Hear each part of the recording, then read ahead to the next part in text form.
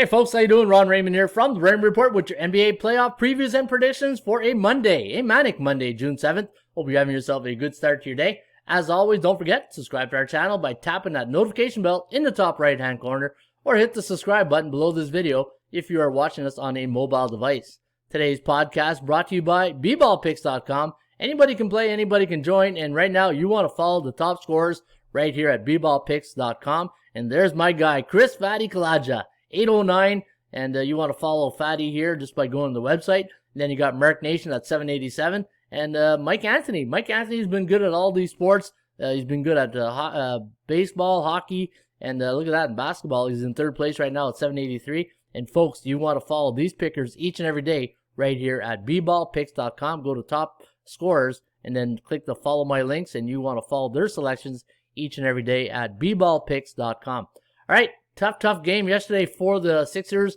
but we had a winner yesterday with the over in the Clippers game. That was a good game. You know what? Until the fourth quarter when the home court advantage. Remember I told you guys yesterday in the video, Mark Cuban's face said it all in game number 6 when they lost that game. It's like, oh crap, we got to go back to game 7 at the Staples Center. And sure enough, that's where home court advantage does help in the playoffs, right? All right, we got a good one here tonight. Game 1 between the Denver Nuggets and the Phoenix Suns. Now the Suns, a 4-point favorite in this one. The over-under set at 219.5. ATS forecast, the computer pick, gonna lean with the Phoenix Suns. 112-107. The over-under at 219.94. Looking at the Suns' last 3 games, they're on a 3-game win streak. Both teams on 3 days rest. My line on this game, I had the Suns at minus 5.51, and I had the Denver Nuggets at minus 4.66. So you're really getting value, good value on the Suns here at minus 4, but you're getting better value on the Denver Nuggets at plus 4, because I had them at minus 4.6. So you can see you're getting pretty good value. And obviously both teams in the playoffs coming off a series win. So first game, it's always interesting to handicap the first games, right? It's like a fight. You don't know the styles of the teams, but I'm going to take a look at the PVI SOS in just 1 second to show you guys the strength of schedule when they face certain type teams, like an A-type team against another A-type teams. In fact, we got 2 A-type teams tonight, and in the Raymond Report, I grade my teams A, B, and C. A-type teams are teams that are above 60% in the standings. 50 to 59.9% are B-type teams, and C-type teams are the bottom dwellers, teams below 500. Now, Milwaukee taking on the Brooklyn Nets, and the Nets winning game number 1, 115-107, and 1-point favorite only for the Brooklyn Nets. Obviously, no Harden for game number 2, and the over-under at 234. ATS forecast, computer pick, gonna go with Brooklyn in this one. 115-111, the over-under at 227.28. So it does like it to go under total, just like game number 1.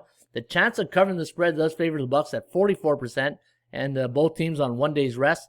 Now, my line on this game, I had the Brooklyn Nets at minus 4.92, but I had the Bucks at minus 6.4. So I think you're getting good value on the Milwaukee Bucks. You're getting the percentage play in their favor, and the law of average theory. My law of average theory is this, and I picked this up from my good friend Ross Benjamin.